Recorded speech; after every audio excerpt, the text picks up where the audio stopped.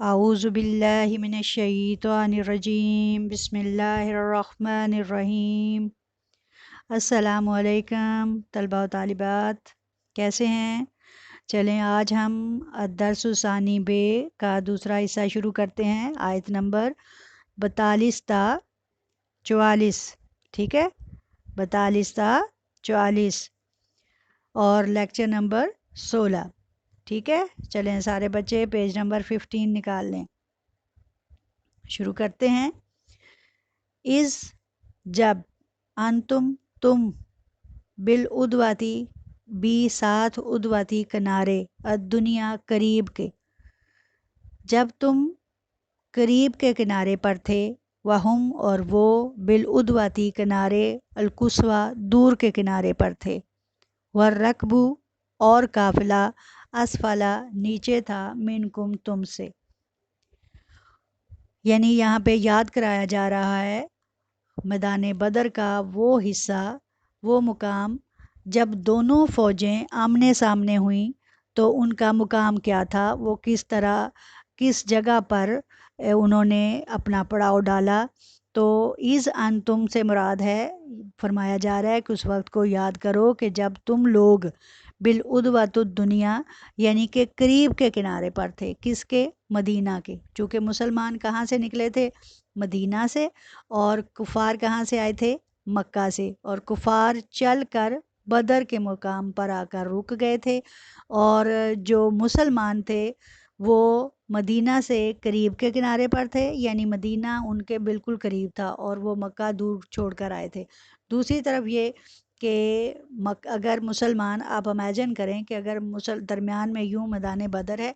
इधर मदीना है, यानी कि मदीना से मुसलमान बाहर निकले तो उनका करीब का किनारा है, जबकि कुफ़ार जो हैं वो मदीना के दूर के किनारे पर हैं, यानी कि वो दूसरी तरफ हैं। इसलिए करीब का किनारा किनका हुआ? मुसलमानों का, और दूर का किनारा किनका हुआ? कुफ़ार का। और ये कहा जा रहा है कि उस वक्त को याद करो कि जब तुम मदीने के करीब के नाके पर थे, उसके करीब के कोने पर थे, किनारे पर थे, वहुम बिल उदवतुल कुस्वा और वो जो हैं वो दूर के किनारे पर थे, व रकबू और काफ़िला असफला नीचे था मिनकुम तुमसे। और काफ़िला जो है वो कहाँ से आ रहा था? वो मुल्क शाम से मक्का की तरफ जा रहा था, चुनाचे वो उनके तकरीबन नीचे की तरफ था।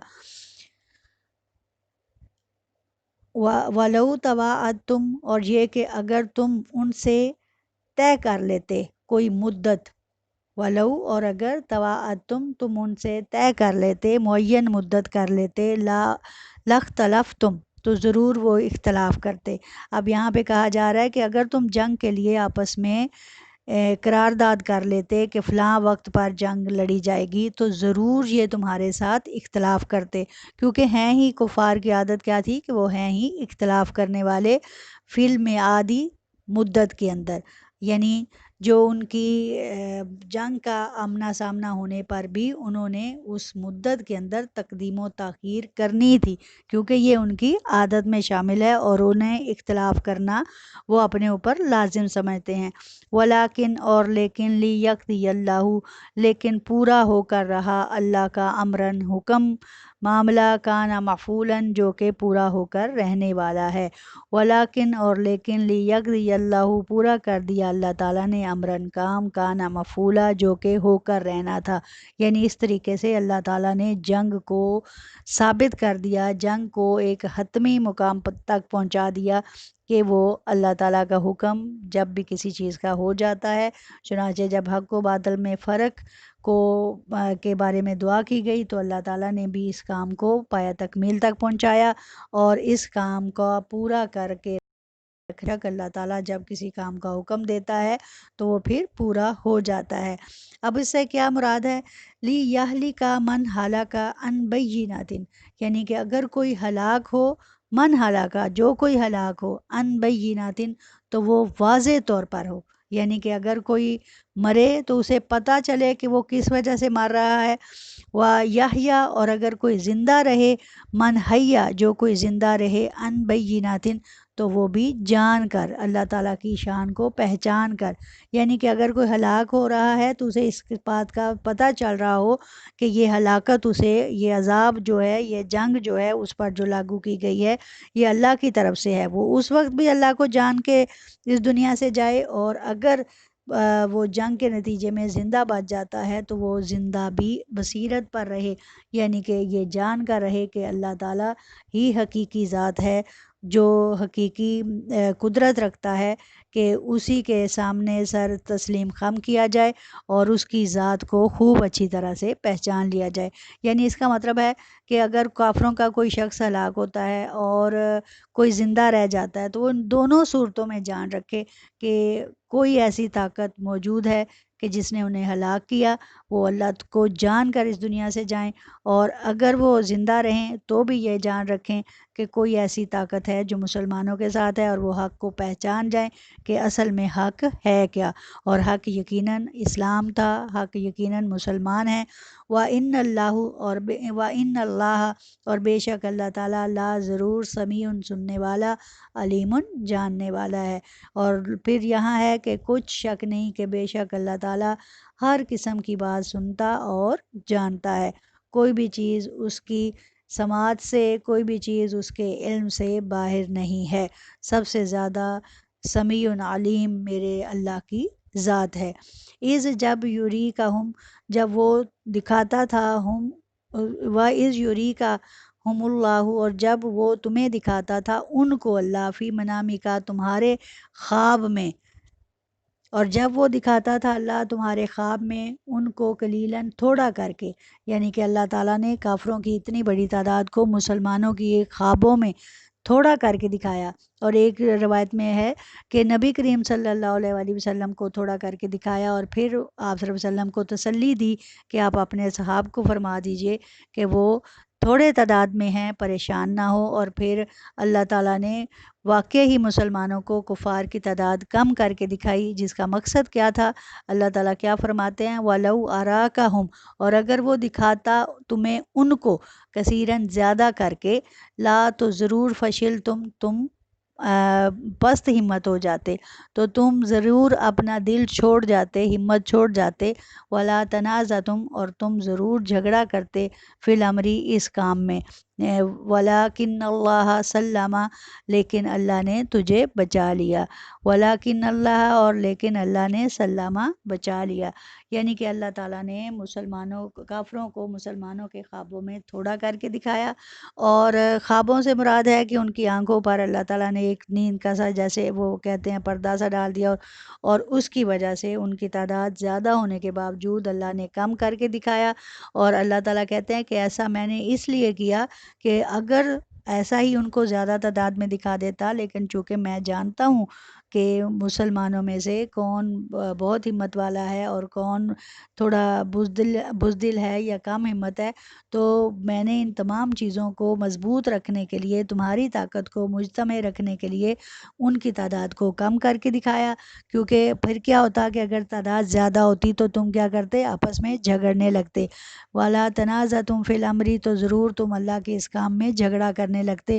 وَلَكِنَّ اللَّهَ سَلَّمَ، لیکن اللہ تعالیٰ نے ایسا کر کے تمہیں اس جھگڑے سے بچا لیا، کیونکہ پھر مسلمان کیا کہتے کہ یا رسول اللہ صلی اللہ علیہ وآلہ وسلم، آپ نے یا اللہ نے ہم سے جس بات کا وعدہ کیا تھا وہ تو اتنی زیادہ تعداد میں ہے، تو ہم تو آپ کہہ رہے ہیں فتح ہوگی، لیکن اس طرح تو ہم شکست سے دوچار ہو سکتے ہیں۔ چنانچہ اللہ تعالیٰ نے ان کی ہمت بندھانے کے لیے، ان کو مضبوط کرنے کے لیے اور جھگڑے سے بچانے کے لیے کافروں کو کم کر کے دکھایا۔ انہو، بے شک، علیم، وہ جاننے والا ہے، بذات الصدور، سینوں کی باتوں کو، بے شک اللہ تعالیٰ سینوں کی باتوں کو بھی، یعنی جو دل میں، سوچ میں، کہیں ہمارے دلوں میں چھپی ہوئی ہیں، تو اللہ تعالیٰ ان کو بھی خوب اچھی طرح جانتا ہے، اور یہ انسان کی نیچر ہے کہ وہ ایسی باتیں سوچتا ہے، اور جس خدا نے ہمیں بنایا ہے یقیناً وہ جانتا ہے کہ میرا بندہ کب کیا چیز محسوس کر سکتا ہے، چنانچہ اللہ تعالیٰ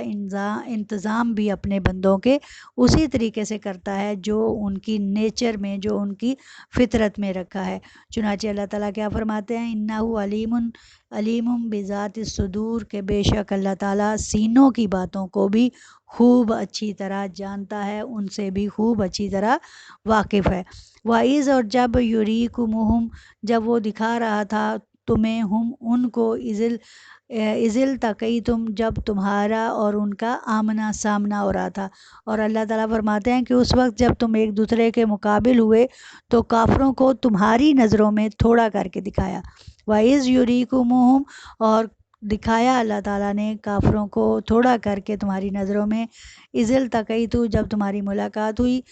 یعنی کہ آپس میں آمنا سامنا ہوا، فی میں اعینکم تمہاری آنکھوں میں، قلیلاً تھوڑا کر کے، ٹھیک ہے کہ اس طرح اللہ تعالیٰ نے جب تمہارا اور ان کا آمنا سامنا ہوا تو تمہاری نظروں میں کافروں کو تھوڑا کر کے دکھایا، وَیُکَلِّلُکُم اور تمہیں تھوڑا کر کے دکھایا، فی اعینہم ان کی آنکھوں میں، اور تمہیں بھی، چونکہ پہلے کیا لگ رہا تھا جب اللہ تعالیٰ نے مسلمانوں کی مدد کس طریقے سے کی کہ فرشتے بھیجے، پہلے 1000 پھر 3000 پھر 5000، تو مسلمانوں کو تو اپنے ساتھ ساتھ لگ رہا تھا کہ کئی بہت سارے لوگ جو ہیں ان کے ساتھ لڑتے ہوئے کافروں سے برسر پیکار نظر آ رہے ہیں، لیکن کفار کو وہ تعداد کم لگ رہی تھی اور وہ سمجھ رہے تھے کہ ہم ابھی ان کو دبوچ لیں گے اور انہیں ختم کر دیں گے، لیکن اللہ تعالیٰ نے کیا کیا کہ وَيُكَلِّلُكُمْ اور تمہیں کم کر کے دکھایا، فی اعینہم ان کی آنکھوں میں، یعنی کہ دونوں صورتوں میں یہ ایک پردہ ڈال دیا تاکہ دونوں ہی کسی طور میدان جنگ سے بھاگ نہ سکیں اور بہادری اور جرأت سے لڑتے ہوئے اپنی فتح جو ہے اس سے ہمکنار ہو سکیں، لیَقْضِیَ اللہ تاکہ پورا کر سکے اللہ، امراً کام، کانا ہے مفعولاً جو پورا ہو کر رہنے والا، کیونکہ اللہ تعالیٰ کا ایسا کرنے کا مقصد کیا تھا کہ جو خود کام خدا کو منظور تھا اس کو وہ کر ڈالے، لیَقْضِیَ اللہ تاکہ وہ کر دے، امراً کام، کانا مفعولا جو کہ ہو کر رہنے والا تھا، وَإِلَى اللّہ اور الی اللہ اور طرف اللہ ہی کے، ترجعو لوٹنا ہے، الامور تمام کاموں کو، وَإِلَى اللّہ ترجع الامور اور سب کاموں کا رجوع خدا ہی کی طرف ہے، یعنی کہ اگرچہ ہر چیز جو ہے دنیا میں جو بھی ہے اس نے آنا ہے اور پھر ان تمام چیزوں کا رجوع جو ہے وہ اللہ ہی کی طرف ہونا ہے، یعنی اس کا مطلب ہے کہ ایک دن یہ تمام دنیا جو سجائی گئی ہے اس کا خاتمہ ہونا ہے، اور اسی لیے ہم یہ آیت پڑھتے ہیں انا للہ و انا الیہ راجعون، کہ بے شک ہر چیز اللہ کے لیے ہے اور ہر چیز اسی کی طرف لوٹ جائے گی، چنانچہ اللہ تعالیٰ تمام